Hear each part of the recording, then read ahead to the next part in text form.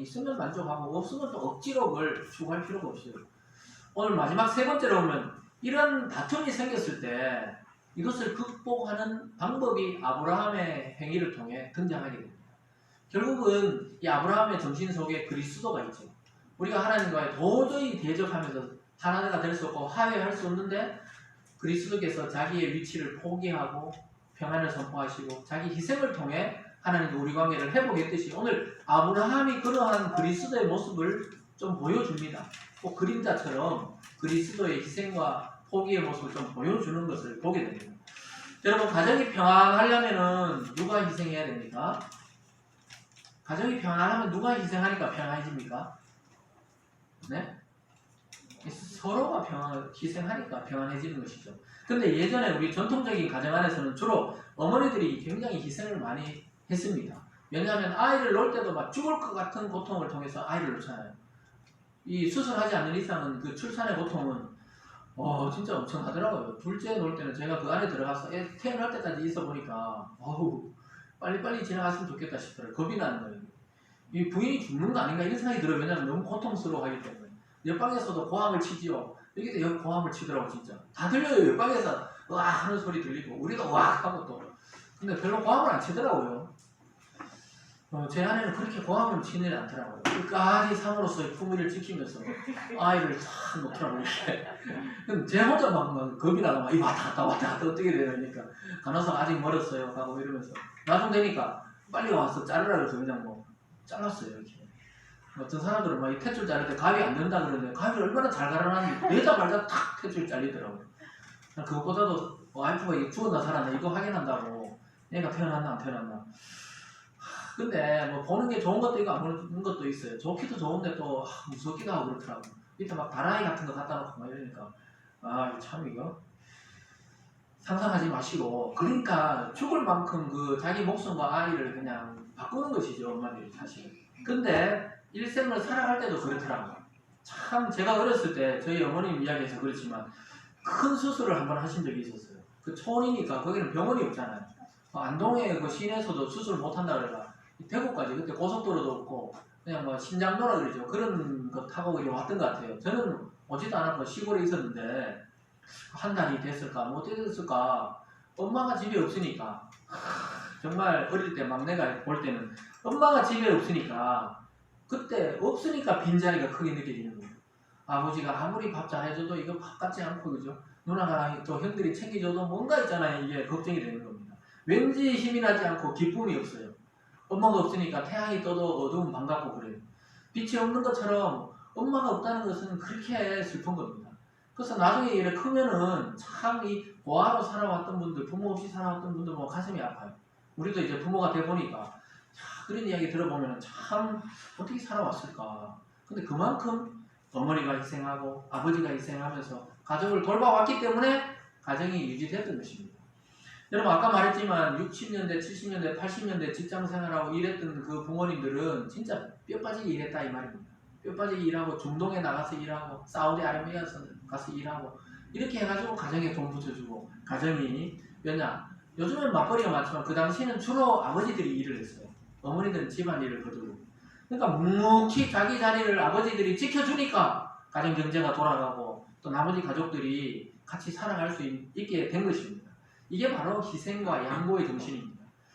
우리도 그런 자세로 살아가야 된다 이 말입니다. 이 성도들이 이 세상 속에서 다 차지하려고 그러면 세상이 시끄러워져요. 근데 성도들은 가정과 직장과 교회의 화평을 유지하려면 어떻게 해야 됩니까? 자기 생각만 하면 안 돼요. 욕심대로 다 살려고 하면 화평이 깨어집니다. 아브라함의 가족들에게 부유함이 찾아왔을 때 오히려 분쟁이 생겼다는 사실을 여러분 잘 기억하세요. 지금 교회에 자꾸 뭐 사람이 한 10명 남짓 모이고 이러니까 여기 무슨 뭘 얻을 게 있나 이러시죠. 여러분 사람이 1000명, 2000명 돼보세요. 그렇게 되기를 바랍니다 제발. 근데 그렇게 되면은 뭐냐 뭔가 또 이득을 위해서 오는 사람들도 있거든요. 참 그러지 말아야 되는데 또 그런 종자들이 생겨나거든요. 그럴 때 우리가 조심해야 된다 이겁니다. 있습니까? 내 생에 그런 게 오겠나 또 이렇게 생각하시는 분들 또 하나님이 하시면 금방 또 그래 됩니다. 그래서 아브라함의 가족에게 참 가난하고, 아브라함은 물론 뭐 완전히 가난한 사람은 아니었다 그랬어요. 왜냐 갈대 우르에서 부자인데 자기가 떠나왔기 때문에 들고, 그렇지만 힘들고 외롭고 나그네로 살 때보다 부유해지면서 이런 일이 생겼습니다. 여러분 뉴스 보면 로또 맞고 부부가 갈라섰다, 파경됐다, 이런 이야기 많이 들어봤잖아요. 로또 안 맞았으면 그냥 진짜 행복하게 안고 나고 살았을 텐데, 로또 맞으면서 그냥 돈 벼락 맞으면서 죽어버렸다 이 말입니다. 대기업에, 우리나라 대기업 중에 상속 문제로 안 다툰 기업은 유한 캠벌린가 뭐 이 회사 외에는 없다 그러더라고요. 제가 알기로는 유한 양행이라고 있죠. 휴지 만들고 뭐 여성용품 만드는 아주 건강한 기업이에요. 근데 그게 외에는 뭐 모든 대기업들이, 뭐 우리가 아는 기업들이 다 자식들이 분쟁을 하고 싸우고, 재산이 없는 싸울 것도 없어요. 야 네가 해라, 그냥 빚만 넘겨주면 야, 서로 네가 해라, 아니 형이 하세요, 동생이 하세요, 이럴 건데 너무 재산이 많으니까 막 법적 분쟁이 몇 년 동안 이어집니다. 그 대기업에서 그런 일이 일어나잖아요. 여러분 평소에 하나님의 말씀을 붙들고 고난의 훈련을 통과하는 사람은 그렇지 않습니다. 다른 사람을 위해 자기를 희생할 줄 알게 되는 것입니다. 왜냐? 고난의 때를 기억하는 거예요. 그러니까 지금 어른들이 좀 밥 먹을만 하고 잘 살아도 왜 아끼고 아낍니까? 이 힘들었을 때를 알기 때문에 함부로 그렇게 돈을 막 사용하지 못하는 것입니다.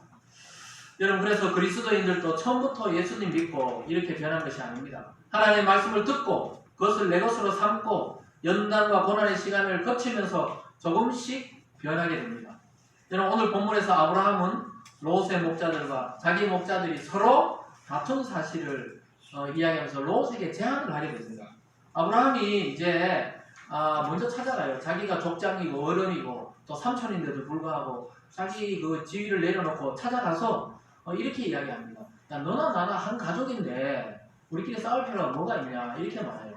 결국은 이 그리스도 안에서 믿는 자들도 한 가족이듯이 원래 아브라함과 롯은 한 가족이잖아요. 싸울 필요가 뭐가 있냐고 이렇게 이야기합니다. 그래서 아브라함은 자기보다 어린 조카를 먼저 찾아가서 이야기합니다. 우리가 서로 싸울 필요가 없다. 야 우리 서로 한 가족 아니냐, 이렇게 말합니다. 8절입니다. 8절 한번 읽어보겠습니다. 시작. 아브라함이 롯에게 이르되 우리는 한 친족이라 나나 너나 내 목자나 서로 다투게 하지 말자. 그 아브라함이 그 소식을 듣고 나서 뭐 이놈의 자식, 조카가 도대체 조카 이 목자들이 보여도 없게 말이야. 네? 자기가 제일 어른이고 족장이고 이제 지금 자기가 제일 믿음의 또 그 제사장인데 내인데 이게 이러냐고 이러지 않고 찾아가서 어린 롯에게, 롯도 지금 어리지 않죠. 그러나 롯에게 찾아가서 야 너나 내나 한 가족 아니냐, 그러니까 서로 다투게 하지 말자. 이게 화평의 원리입니다. 여러분 교회에서 어떤 일이 생겼을 때 뭘 제일 생각해야 됩니까? 예수 그리스도 안에 우리는 하나님의 자녀입니다. 형제요 자매입니다. 이 핏줄을 떠나서 하나님 안에 영적으로 다 한 형제요 자매인데 뭘 싸울 필요가 있냐 이겁니다. 또 가족끼리도 마찬가지입니다. 여러분 가족끼리 돌아갔어도 야 우리가 형제고 자매고 한 어머니 밑에 다 자랐는데 뭘 싸울 필요가 있냐, 서로 용납하고 이해하고, 그것이 그리스도의 정신입니다. 믿습니까? 네. 그래서 높은 자가 낮은 자에게 찾아가서 베푸는 게 은혜입니다. 하나님이 우리를 찾아왔던 것이 은혜입니다. 그래서 여러분 연장자가 어린아이들을 오히려 용서하고 이렇게 하는 거지, 애들이 어른을 용서한다 이런 말을 하기 쉽지 않거든요. 그래서 이 원리를 아브라함은 깨달았던 거예요. 고난을 거치면서 이런 일들이 있었던 것입니다. 서로 손해볼 필요 있냐, 서로 다툴 필요 있냐, 화해하자, 이렇게 다 이런 것입니다. 개인과 가정과 교회의 이 화평의 원리, 나라의 화평의 원리도 이와 똑같습니다. 어차피 주님 안에서 우리는 한 가족입니다. 우리 속에 분노가 일어나고 때로는 화가 나기도 하죠. 그때 잠시 생각해 보아야 됩니다.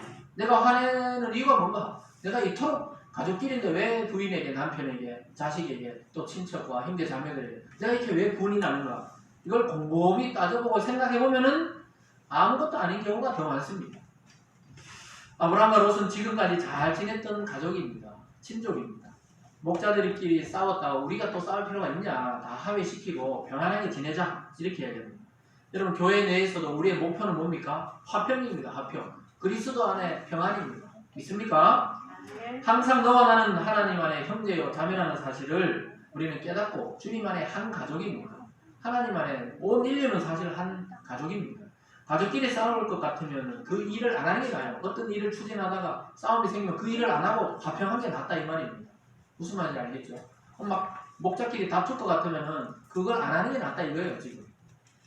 교회도 마찬가지입니다. 교회에서도 이걸 하자 저걸 하자 성교를 하자 구제를 하자 아니면 뭐 성경 공부를 하자 제자 훈련을 하자 막 이 서로 막 의견이 다르잖아요. 안 하는 게 나아요. 그것 때문에 서로 막 다툴 것 같으면 안 하는 게 낫습니다. 그래서 교회에서는 다른 데 집중할 필요가 없어요. 예배와 말씀과 기도에 집중하면은 다른 모든 문제가 자연스럽게 또 개인이 알아서 성경하고 싶으면 하시고 개인이 알아서 하는 게 가장 좋아요. 그리고 같이 할 때는 뭐가 좋습니까? 예배와 기도가 온 공동체가 모여서 그것 외에는 각자 자기 은혜 받은 대로 봉사하시면 되는 줄 믿으시기 바랍니다. 그래서 자꾸 많은 일을 벌리면 다툼이 생겨요. 소유가 많아지면 다툼이 생긴다 이 말이. 교회 내에서도 자꾸 이것저것 하려고 그러면은 의견이 다르거든요. 자기는 이걸 하고 싶은데 이 사람은 또 이걸 하자고. 안 하면 돼요. 안 하면 돼요. 그리고 어떻게 하면 돼요? 각자 개인이 하시면 돼요. 개인이 은혜 받은 대로 하면 됩니다. 우리가 요즘 고린도전서 하면서 각자 받은 은사대로 교회를 세우기만 되는 것입니다. 두 번째는 실천을 해야 돼요. 이 생각만 한 게 아니고 아브라함은 실천하면서 자기 이익과 자기 기득권과 자기가 위치한 그 사회적인 위치를 포기합니다. 그리고 훨씬 어렸던 조카에게 먼저 선택하라고 이야기합니다. 여러분 이거는 쉬운 이야기가 아닙니다. 양을 치는데 목초지가 가장 중요하잖아요. 근데 아브라함이 먼저 선택하지 않고 조카에게 이야기해요. 네가 보고 좋은 땅을 먼저 선택해라. 그러면 네가 여기 선택하면 난 여기 선택하고 네가 여기 선택하면 난 여기 선택할게. 이렇게 확실히 양보해버리는 겁니다. 그래서 참 이 아브라함이 기근과 애굽에서 겪었던 그 고난이 약이 된 겁니다. 무엇보다 중요한 것은 가족을 지키고 또 믿음의 공동체를 지키고 서로 싸우지 않는 것이 더 좋다. 이렇게 생각하면서 자기 권리를 완전히 포기해버립니다. 그 당시 관습에서는 아브라함이 먼저 선택해야 돼요. 장자일 뿐만 아니라 집안의 족장이고 어른인데 자기가 선택권을 먼저 하지 않고 너부터 해라 이렇게 양보를 하는 모습을 보게 됩니다. 9절 말씀을 함께 읽어볼까요? 9절입니다. 시작. 내 앞에 온 땅이 있지 아니하냐. 나를 떠나가라. 내가 좌하면 나는 우하고 내가 우하면 나는 좌하리라. 아멘.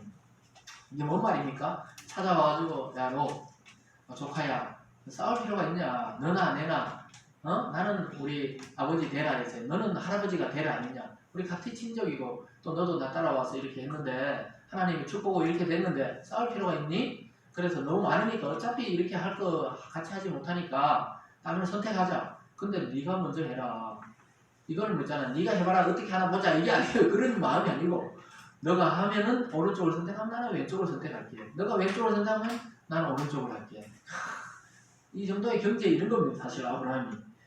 아브라함이 참 신앙이 성숙한 거죠. 이 쉽지 않거든요. 사실은.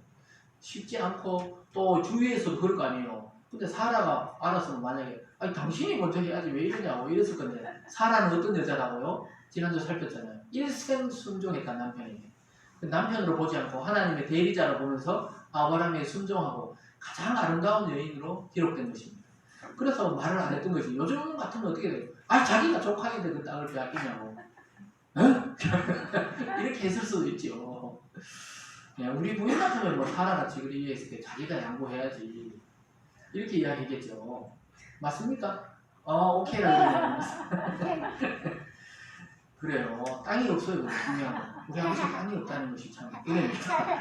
그래서 여러분, 사랑하는 여러분, 아브라함의 이러한 신앙적 결단과 배려는 바로 자기 희생적인 포기, 그리스도의 모습을 닮아있는 아주 작은 조각이지만 그리스도의 모습을 보게 되는 것입니다.